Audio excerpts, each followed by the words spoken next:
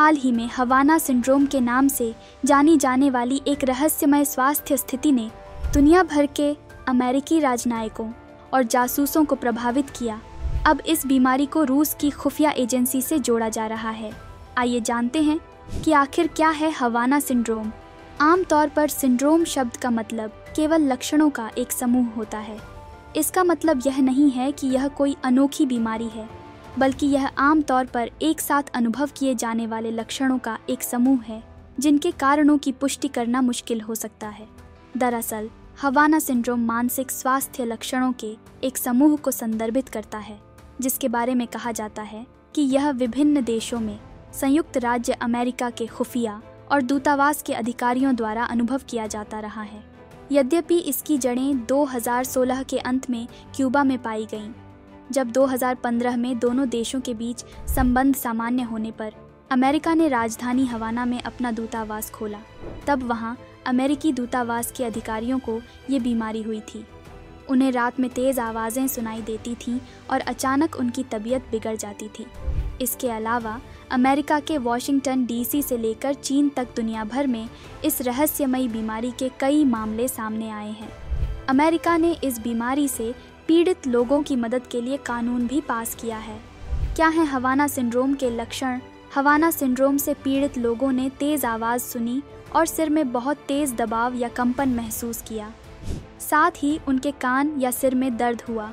इसके अलावा कुछ और लक्षण होते हैं: याददाश्त कमज़ोर होना, चक्कर आना, सिर दर्द, चिड़चिड़ापन, जी मिचलाना, कानों में घंटी बजना। अगर बात करें हवाना सिंड्रोम के कारण की, तो 1 साल तक चली जांच में ये पाया गया कि हवाना सिंड्रोम नाम की रहस्यमयी बीमारी के पीछे रूस की एक खास यूनिट का हाथ हो सकता है।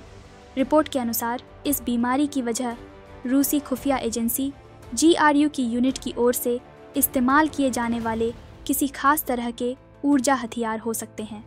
रूस की ये यूनिट विदेशी कार्यों को अंजाम देने के लिए जानी जाती है और इसे कई अंतर्राष्ट्रीय विवादों का जिम्मेदार ठहराया जा चुका है, जिनमें से एक ब्रिटेन में 2018 में भगोड़े रूसी जासूस सर्गेई स्क्रिपाल को जहर देने की कोशिश भी शामिल है।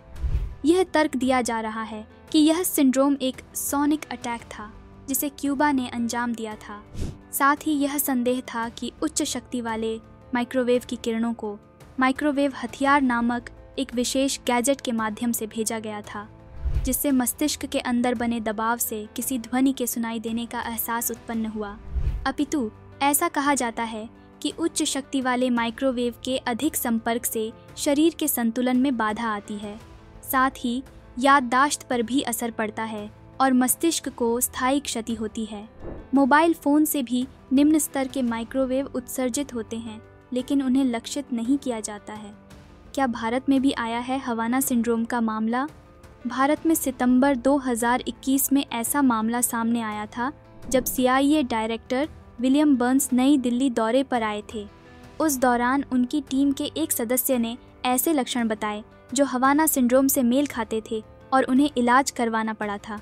अमेरिकी न्यूज़ चैनल CNN ने अपने सूत्रों के हवाले से बताया था कि इस घटना से अमेरिकी सरकार में खलबली मच गई थी।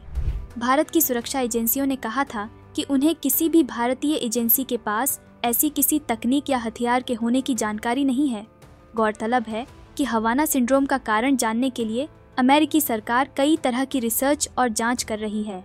हालांकि अभी तक इस बीमारी का कोई इलाज नहीं है, लेकिन इसके लक्षणों का इलाज किया जा सकता है।